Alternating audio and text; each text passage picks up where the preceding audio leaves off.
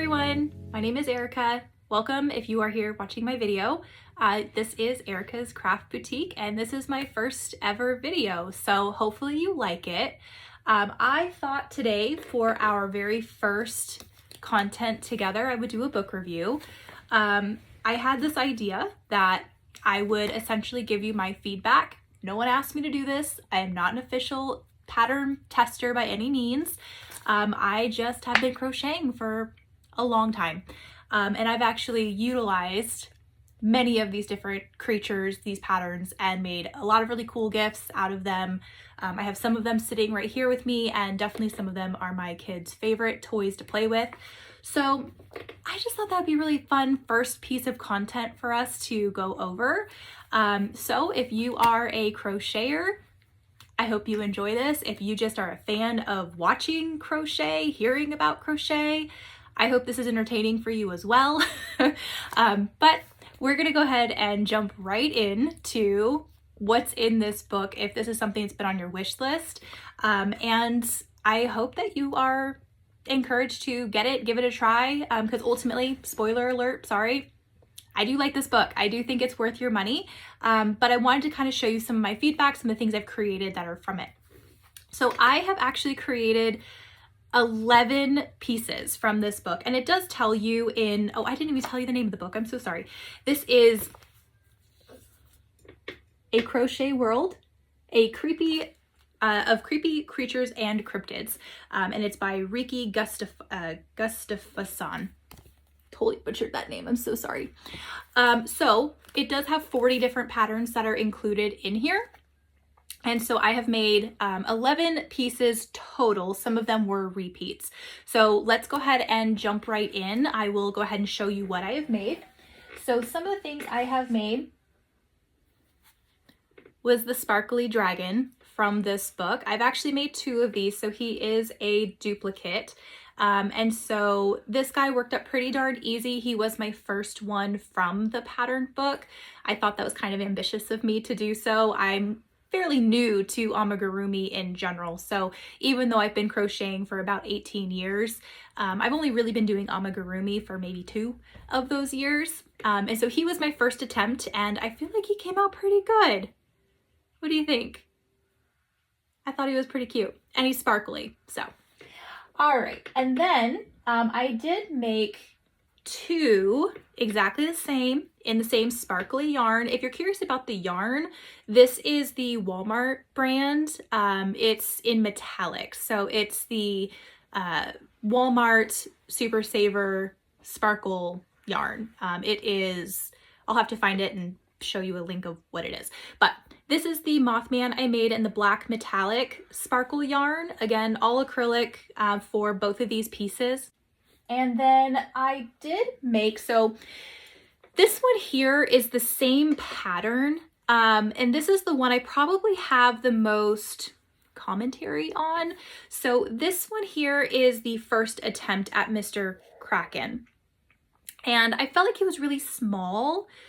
These other guys really worked up quite substantial in comparison to the Kraken, which was interesting. So I wanted to make him a little bit bigger. I do tend to have a preference of working with like a 4-weight yarn, and he just wasn't big enough. So he was actually my first attempt at branching out into chenille yarn.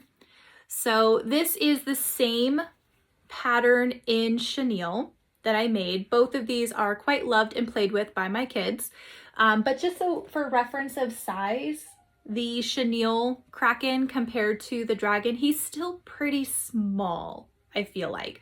So if you were really thinking that you wanted a Kraken, because that was a really cool pattern in this book and very easy to work up, you might want to double or triple your chenille yarn or get a bulky weight blanket yarn to make it really big. I feel like a Kraken, hence the name, it's Kraken. It should be huge, but it's not. So this is the exact pattern as worked in the book, but he did come out quite small. All right, so next up on our list, I did make, and I veered from the pattern path in some ways on here, and I do have some more feedback on Mr. Sandworm here. So this is the sandworm, and in the pattern, they actually have you do felt cut out in triangles and glue them on, which I did do that. This one here, you'll notice if you look at it from the side, it kind of bulges a little bit on here. So when you're working this up, this is very easy to work up. If you're a beginner to amigurumi and you're interested in trying out this book, I would start with the sandworm. This is by far the easiest of all the patterns I have tried so far, and it's a lot bigger. This was the opposite reaction that I had to the kraken. I thought the kraken was going to come out bigger, and the sandworm I thought was really small in the picture in the book, but he's not. It's really big. It's really good size sandworm here, but it's very easy. It's one magic ring if you're going to do the magic ring method. Chain 2 will work just fine, of course.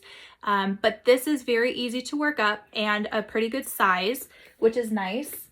And what I found interesting is on the inside, normally when you have a flat face, patterns will require you to put a piece of cardboard or something that's more secure in the top piece of it to keep it flat. This one didn't call for that. So if I were to make this again, that would be one adjustment. So if you have not made this yet and you're interested in doing so, I would make that little tweak personally, because otherwise you get what happens here and it kind of bulges out because it's just filled with polyfill. And so it's essentially a pillow. It's gonna squish up. The other thing I changed, as I kind of mentioned too, is the teeth that are on here. The pattern has you do felt teeth, cut out triangles, and then glue them on, which I did do, but I didn't love the look of it. The one in the picture looked really nice. Let me actually show you the picture of it in the book so you can see what it's supposed to look like. And then you can see the difference between mine. So this is the one from the book, and you see how pristine that looks? Like, it just looks so good. And unless you have a Cricut machine or something where you're cutting it out to where it looks perfect triangles, it was really hard to get the perfect triangles. And so I ended up having some weird black spacing on the outside of my border. And so when I glued them on, I didn't like how that looked. So I ended up pulling them all off, and I just embroidered teeth on here. And so this was just going to my kid. He really wanted a sandworm. And so I feel like for how it turned out, it accomplishes the mission. He got his sandworm. He's happy with it. But I personally would make some tweaks if I were to make this again for selling or gifting to someone else. It came out okay. But I do think this is a really good beginner pattern that you should start with if you're going to give this book a try. So I'm going to start getting into the good ones. I feel like these ones are great. So I did make the mermaid. Oh, before I forget, really good base to make things like ice cream cones, right? That's what I thought when I was making this guy. You could totally do a bold top on the top of this, put a little fringe on the outside, and have a really nice size ice cream cone. Okay, putting a sandworm away. The mermaid. So this mermaid is also from the book. She has quite luxurious looking hair on here. I chose to make her in kind of an aqua color. So of course you can change your patterns your colors of your patterns as you want to go.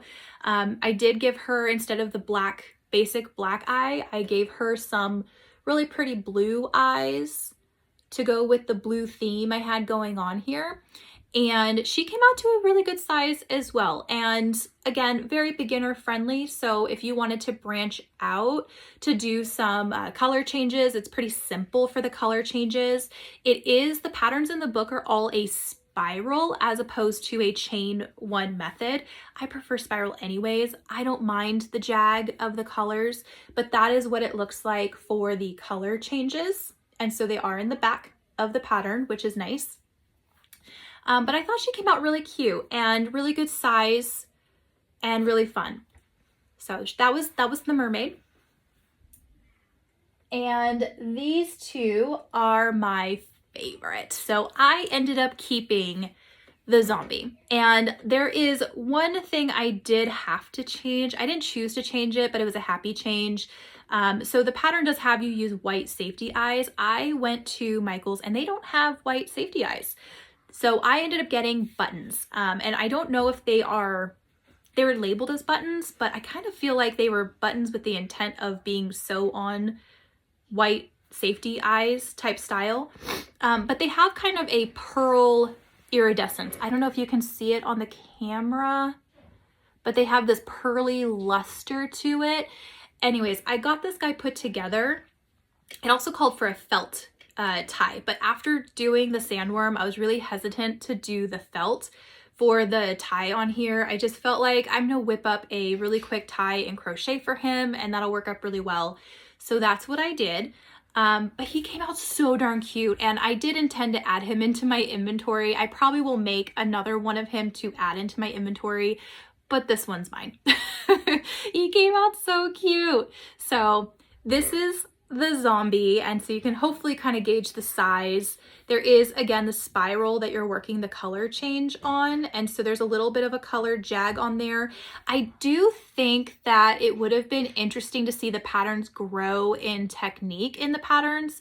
So like when you have something that's a solid, for example, this guy, you're working in the spirals, there's no color change, it makes no difference. Whereas if you start advancing into things that have color changes, that would have made sense to maybe do the chain one method, so you have more of a crisp line. But it's okay, doesn't bother me at all. If it doesn't bother you at all, you'll be happy too.